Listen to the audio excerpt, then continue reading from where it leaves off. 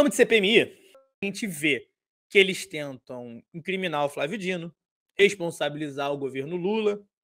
Eles ficam falando muito de que o governo favoreceu, deixou manifestantes entrar para quebrar tudo. Isso quando não vão além e falam que os manifestantes que estão ali, que estavam ali quebrando tudo, eram de fato petistas infiltrados. Mas aí não faz sentido, né? Porque semana passada mesmo o cara estava tentando aprovar o dia 8 de janeiro como dia do patriota. Aí tu pensa, vocês se orgulham do que fizeram ou não? Foi petista infiltrado ou foram vocês mesmo? Porra, se decide, né?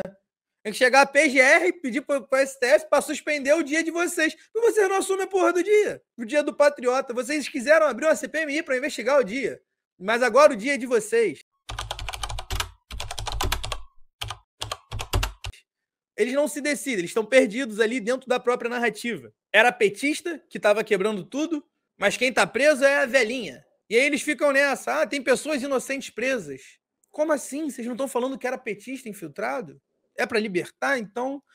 Ou seja, a CPMI saiu totalmente do controle da oposição.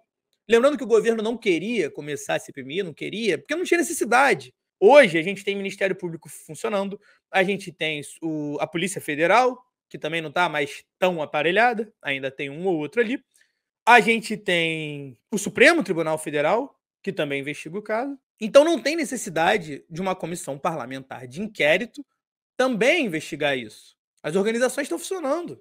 Aí a gente vai, isso foi uma jogada do Arthur Lira, inclusive, né, para continuar se mantendo ali como o imperador do Brasil que ele acha que é.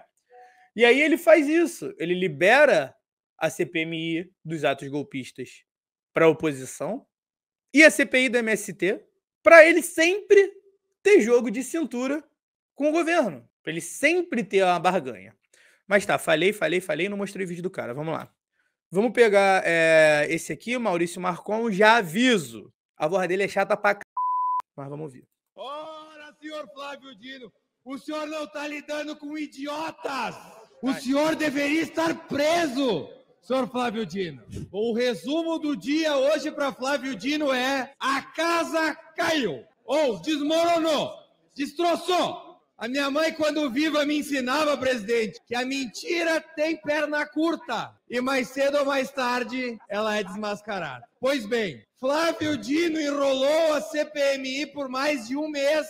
Primeiro que não sabia se podia entregar as imagens, depois consultou o ministro Alexandre de Moraes, que o mandou entregar as imagens internas e externas do Ministério da Justiça. O que Flávio Dino fez? Entregou 2 camerazinhas de fora que não mostravam o que realmente aconteceu em 8 de janeiro. Com a pressão que se avolumou e com a necessidade de entregar as imagens, o que ele disse que fez? Que as imagens foram apagadas. Ora,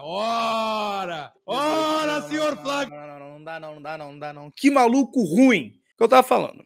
Conforme a CPMI foi se provando um tiro no pé da oposição, queria responsabilizar muito o Dino, né? Sobretudo porque o Dino ele é o ministro que mais foi ao Senado, e quando ele chega lá, ele humilha a oposição que tenta atacar ele, mas ele humilha com um requinte de crueldade e graça, porque ele não fala palavrão, ele debocha da forma dele e tal, mas ele dá uma aula jurídica absurda sempre. E aí tá, conforme foi avançando a CPMI, só se enrolaram mais, a oposição no caso, né? Veio o caso das joias, veio o hacker Delgatti soltando tudo, a pressão em cima do Cid, que foi o que ele fez mudar de defesa e tá aí entregando tudo de novo. Então tem que vir os caras tipo esse lunático aí de voz chata, que tá desesperado. Imagina, o cara fez a campanha dele toda colado com o Bolsonaro e os bons costumes, e cantar hino pra pneu, e rezar pra intervenção extraterrestre. O cara vê ele super apegado a isso, super atrelado a isso, ao bolsonarismo, e vendo a família Bolsonaro quase toda tendo que dar depoimento hoje à Polícia Federal. O cara tem que, de alguma forma, manter o controle da narrativa. E a narrativa que a oposição escolheu é essa, de que o Flávio Dino é um comunista mais maníaco que existe, e que ele, um gênio do mal, de certa forma permitiu, ajudou, até organizou os atos golpistas contra o governo Lula, do qual ele é ministro. Não faz o menor sentido. né?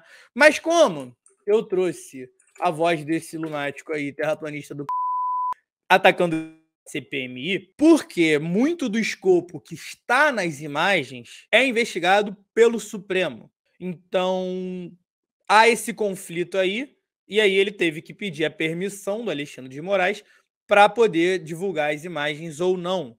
Aconteceu algo parecido com o próprio Cid. Lembra que quando o Cid foi depor, ele ficava repetindo ali a mesma frase, que eu não lembro qual é, mas era algo tipo, com base nas investigações do Supremo Tribunal Federal e as investigações daqui da CPMI, eu não posso, eu tenho o direito de me manter em silêncio para que não haja conflito e vazar informações que estão sobre sigilo de outra investigação. Então a base é basicamente a mesma. E por isso o Dino postergou muito nessa divulgação dessas imagens que a base bolsonarista ali tanto pedia. Então vamos ver o que o Dino falou sobre. Deixa eu ver se é isso aqui mesmo. É isso aqui mesmo. Sobre a questão das imagens, né? As imagens disto, o que havia no inquérito da Polícia Federal, foram encaminhadas. Foram as imagens recolhidas aqui pela Polícia Federal. Não foi o Ministério da Justiça que entregou.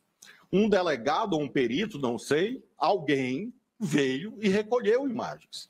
Essas imagens, que constam de um inquérito, foram remetidas à CPI.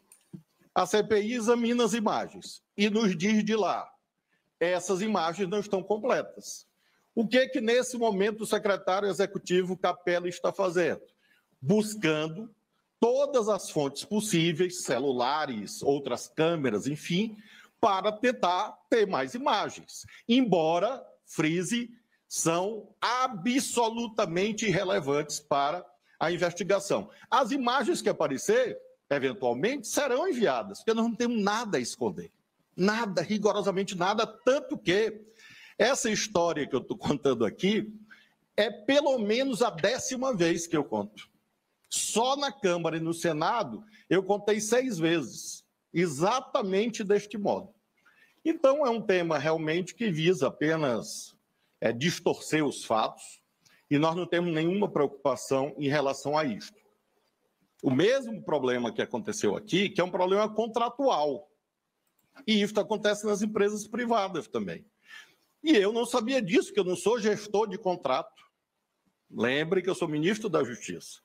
Ora, alguém da área técnica, como a Polícia Federal veio aqui e recolheu imagens, eu não sabia, e só soube agora, que imagens a Polícia Federal recolheu. Por quê? Porque estava em um inquérito que tramita em segredo de justiça. Inquérito esse que eu não conheço. Então, quando a Polícia Federal entrega as imagens, é que vem a notícia que não estavam todas as câmeras. Mas era impossível saber disso. Então, foi basicamente o que eu falei, né? Há esse conflito aí de tem umas imagens sob sigilo e tem uma outra investigação pedindo as mesmas imagens. Então, não dá para simplesmente sair divulgando para todo mundo. Tem que ter autorização, no caso do Supremo. E, em resumo, o que ele diz é que contrato de prestação de serviço com a empresa responsável pela captação e armazenamento das imagens, armazenação, a gente vai fingir que nunca foi dito, ok? Essa empresa que presta esse serviço não prevê o armazenamento das filmagens por um longo período. E aí, logo após os ataques do dia 8 de janeiro, a Polícia Federal conseguiu imagens das câmeras, mas das câmeras que estavam ali fora.